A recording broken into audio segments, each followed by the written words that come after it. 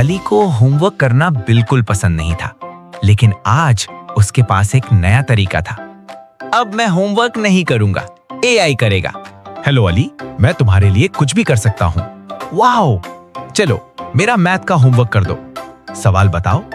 5 आम प्लस 5 आम। जवाब 10 आम। खाने के लिए तैयार।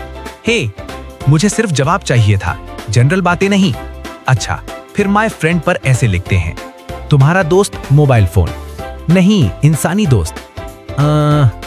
इंसानी डेटा मुकम्मल नहीं है, तुम कुछ भी ठीक नहीं करते। तुमने कहा था काम करने को, लेकिन सोचना तुम्हारा काम था।